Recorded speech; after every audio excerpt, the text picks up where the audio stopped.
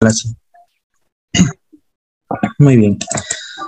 Volvemos acá. Bien, vamos a pedirle. Bien, vamos a ir con la aparición de la moneda, ya después de todo lo que hemos visto, cómo ha ido evolucionando poco a poco. Vamos a pedirle a Lady Roca, por favor, que nos ayude con esta lámina.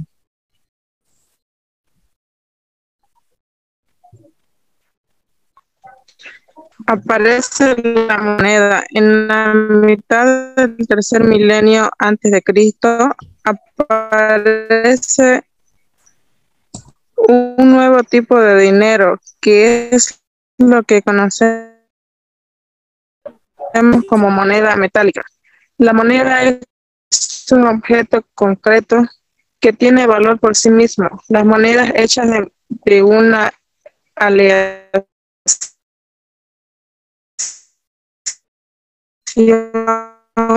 de oro y plata aparecieron por primera vez en el siglo VI antes de Cristo en el distrito de Lidia, en áreas hechas de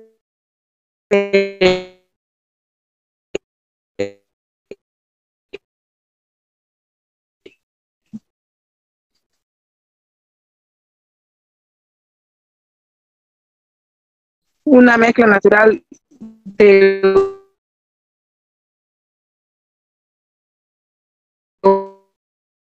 oro y plata llamada electrum. Más tarde los metales se separaron para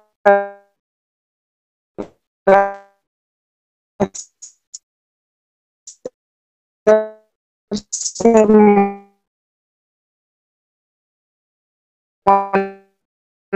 monedas de oro puro y de plata pura.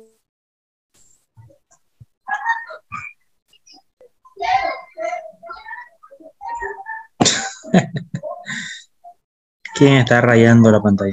Bien, muchas gracias. Entonces aquí vemos cómo apareció la moneda, ¿no? La moneda ya en forma circular, una moneda metálica, utilizado generalmente con oro y plata, ¿no? Como principal materia prima.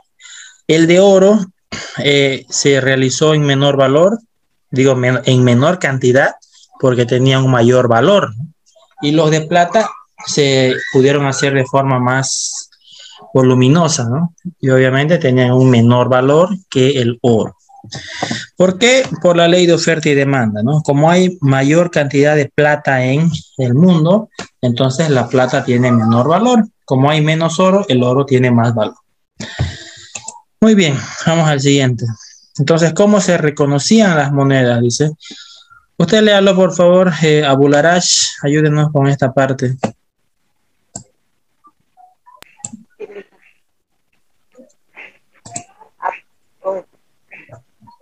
¿Cómo se reconocían las monedas?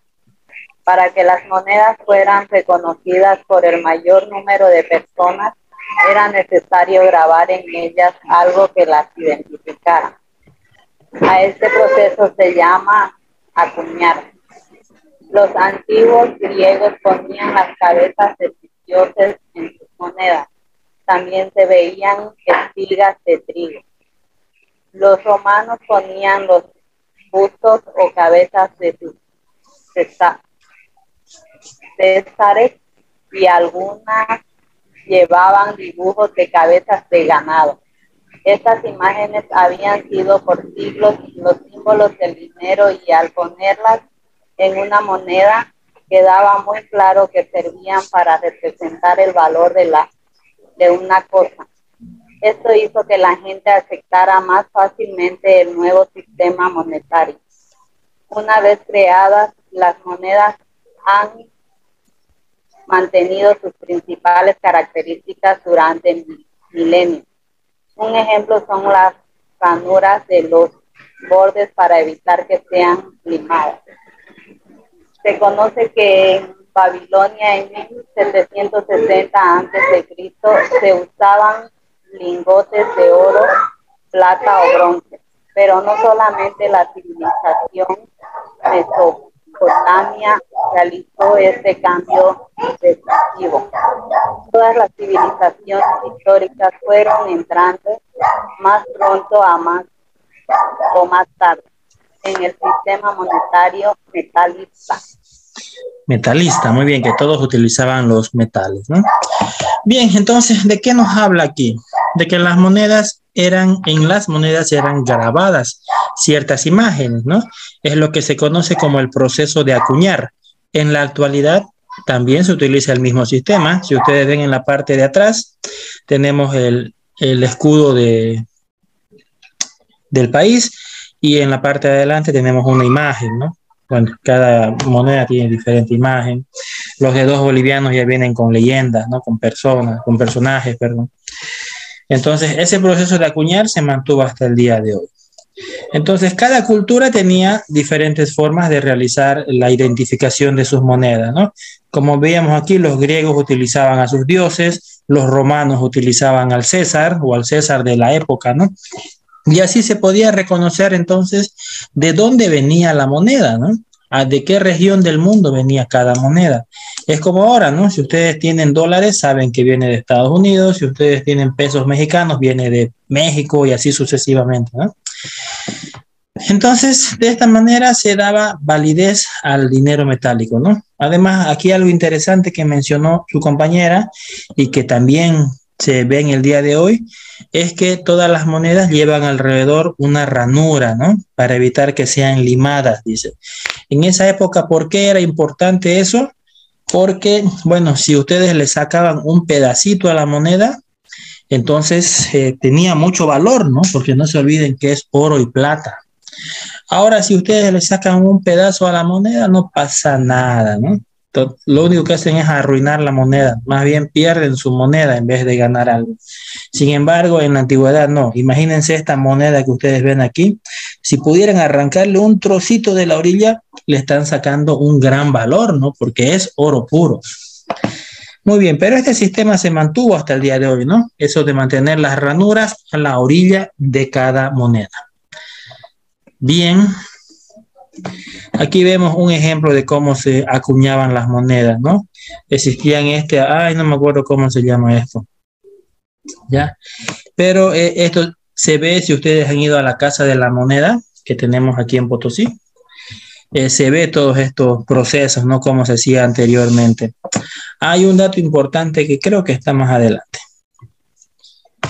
El proceso, vamos a leer esta partecita. Bueno, saltamos. Dice, primero se funde el metal. No, el proceso no, esto no lo vamos a saltar. Bien, veamos la aparición del papel moneda. Cómo el papel moneda ingresó a nuestro sistema monetario. Erlan Parra, por favor, ayúdenos.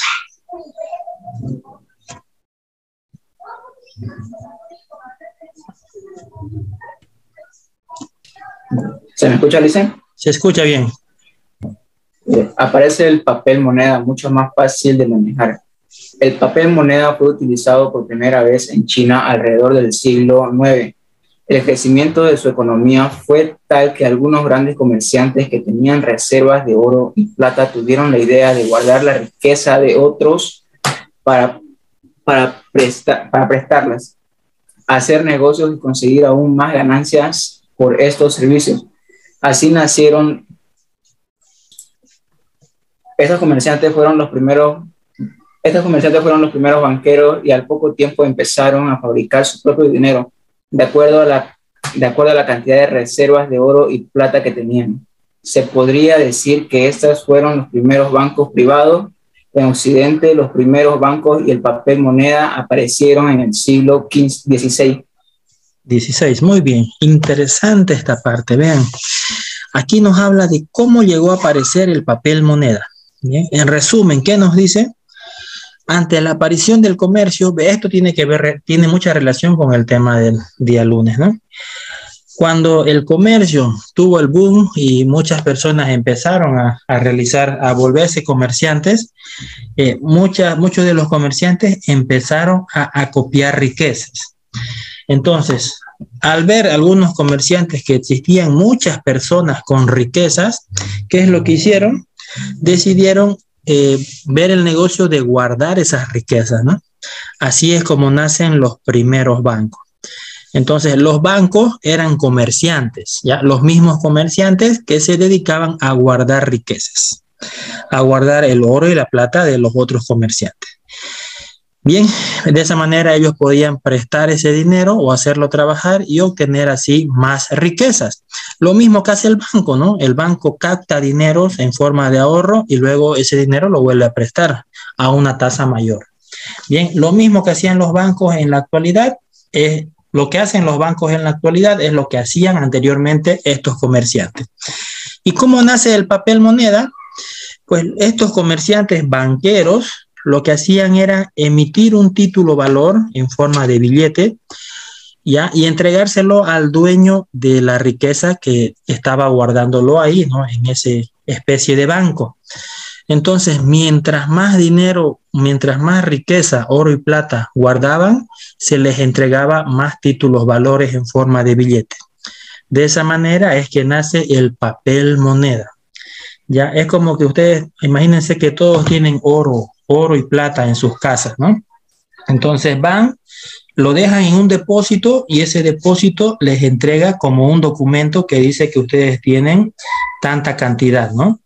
Ya, pero al que tiene más oro le entregan más papeles y al que tiene menos oro le entregan menos papeles. Ahora, ¿cuál era la función de ese papel? Pues ese papel ya tenía validez, ¿no? Es decir, si yo quería comprar algo, ya no tenía que ir con todo mi oro para comprarlo, sino que tenía que llevar ese papel y ese papel ya funcionaba como dinero, ¿no? Obviamente tenía que tener medidas de seguridad, ¿no? Para ver que no sea un papel falso. Bien, entonces las medidas de la época ya lo habrán tomado. Bien, entonces así nace el papel moneda, ¿no? Y la persona que aceptaba el documento, ese papel moneda, ya podría ir a ese depósito y recoger el oro, ¿no? Bien, entonces tal como funciona el billete hoy en día, exactamente igual. Bien, entonces así nacieron los primeros bancos, ¿ya? Aquí dice que en Bolivia los primeros bancos privados emitían su propio dinero. A ver si es que alguien ha logrado tener o guardar, tal vez algún familiar que ya sea mayor haya logrado guardar algunas de estas monedas, ¿ya? En Bolivia, los bancos de Bolivia fabricaban su propio dinero. Aquí tenemos un boliviano, 5 bolivianos, vean cómo eran diferentes, ¿no? La verdad yo no he conocido más que el Banco Agrícola, no. Banco Nacional, no. No, ninguno de estos es conocido. ¿Ya? Pero en la actualidad cada banco fabricaba su propio dinero, ¿no? En Bolivia. ¿Ya? Y exactamente iguales a estos eran los documentos que hablábamos aquí anteriormente, ¿no? Cuando uno guardaba el oro, imagínense que le daban algo como esto, ¿no? Donde aquí decía que este papelito era equivalente, por ejemplo, a, no sé, a 10 gramos de oro, ¿no? O en onzas se miden, ¿no? Entonces, si yo tenía más onzas, me daban más papelito. Muy bien. Ahora vemos del billete de banco. ¿Qué es el billete de banco? Nos quedan 9 minutitos. Nayib, por favor, ayúdenos con esta lámina. El billete de banco fue inventado en 1605. Al banquero de Ámsterdam, con este billete, el banco pagaba a sus clientes con impuestos de unidad de fábrica. Este billete representaba la premisa del banco.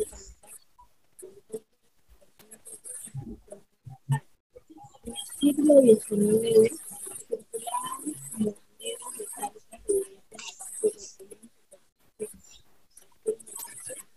de esa forma los bancos en ese momento ya era suficiente.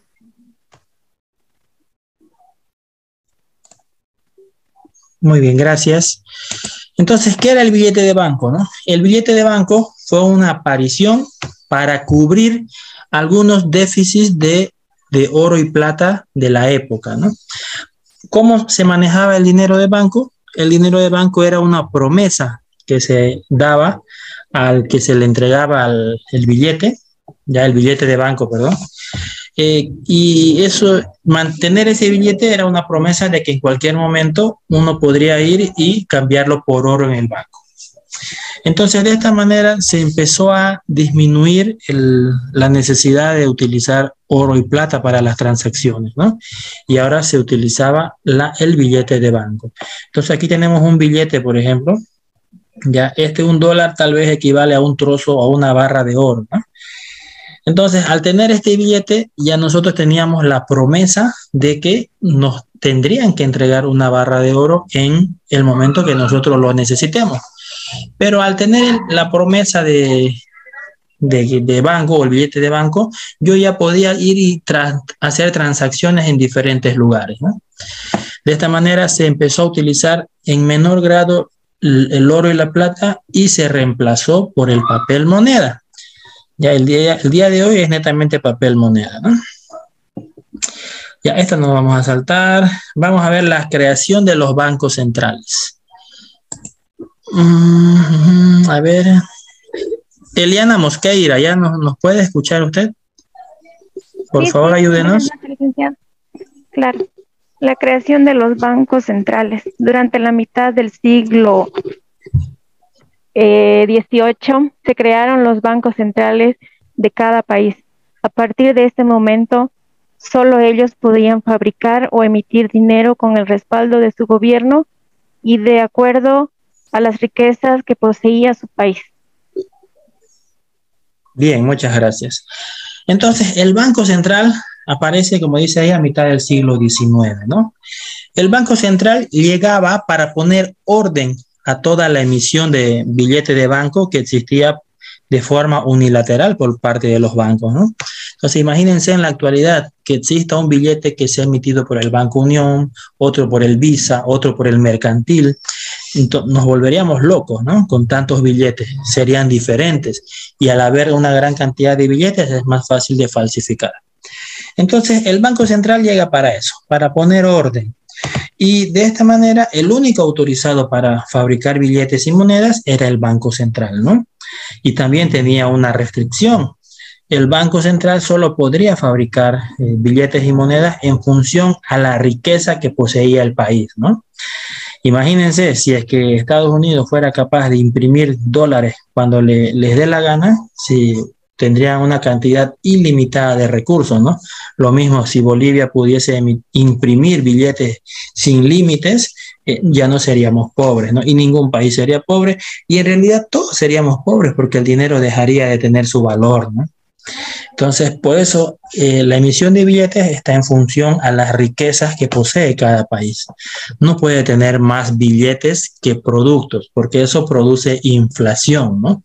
Si tenemos una cantidad elevada de billetes, entonces los productos empiezan a subir de precio para poder gastar esos billetes, ¿no? Si no, nos quedaríamos con dinero en el bolsillo y no tendríamos productos para comprar. Muy bien, entonces veamos estas preguntas. Dice, ¿el Banco Central es igual que cualquier otro banco? Dice, no, ¿no? Porque no podemos ahorrar ni prestarnos dinero de un banco central. La función del Banco Central en sí es resguardar o controlar a los otros bancos, ¿no? A través del Banco Central se lanzan las políticas monetarias, que son las que hacen que se regule a los bancos, ¿no? Que guarden más dinero o que presten más dinero.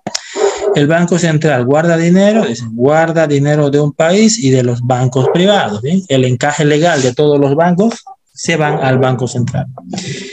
¿De quién es el Banco Central? Pertenece al país. El Banco Central puede emitir todos los billetes que quiera. Esto es lo que estábamos hablando, ¿no? La respuesta es no.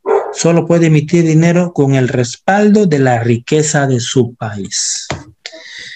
Muy bien. Ahora, a ver, veamos esta lámina más. ¿Qué hace el Banco Central? Ya con esto vamos a terminar, ¿ya? ¿Qué hace el Banco Central? Vamos a pedirle esto, por favor. Si nos leyó. Ya, Carla Paula Martínez, vuelve a leer. ¿Qué hace un banco central? El Banco Central de cada país emite y pone en circulación billetes y monedas. Mientras más crece un país, pone más dinero en circulación. El Banco Central puede prestar dinero a los bancos comerciales para disminuir la posibilidad de que entren en quiebra. El Banco Central tiene que estar preparado para prestar dinero al sistema bancario. Perfecto, gracias. Hasta ahí nomás. Aquí habla de la fundación del banco. Muy bien, entonces el Banco Central, como ya dijimos, es el encargado de poner en circulación la cantidad de billetes necesario en un país, ¿no? Entonces, dentro de sus políticas, ahí tiene una política expansiva y una política contractiva, ¿no? Entonces, vamos a colocar ejemplos. Cuando un país tiene mucho dinero en su economía, ya mencionábamos anteriormente que corre riesgo de inflación, ¿no?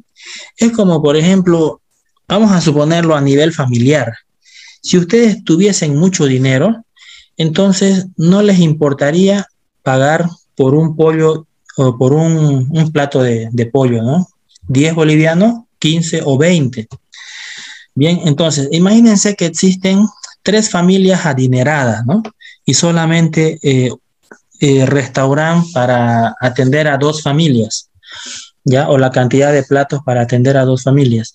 Entonces, esas 2 familias van a estar dispuestos a pagar un poco más, pero que poder adquirir esos productos, ¿no? Eso se denomina inflación o se lo conoce como inflación. Entonces, ¿qué nos dice la teoría? Cuando hay mucho dinero en una economía, pero no hay la cantidad suficiente de productos, ¿ya? O la cantidad de productos no ha crecido en la misma proporción que el dinero, entonces hay riesgo de inflación. ¿Y qué hace el Banco Central? Pues el Banco Central ahí lanza una política contractiva que les ordena a los bancos, estos son los bancos comerciales, ¿no? Que capten dinero. Entonces, cuando hay mucho dinero en la economía, ¿qué es lo que hacen los bancos? Lanzan promociones, lanzan DPFs pagando tasas de interés altas, hacen, por ejemplo, rifan autos, como hacen los bancos en la actualidad, ¿no? Que le dan 20.000 bolivianos todos los días, 2 millones creo que al final, eso es lo que hace el fácil.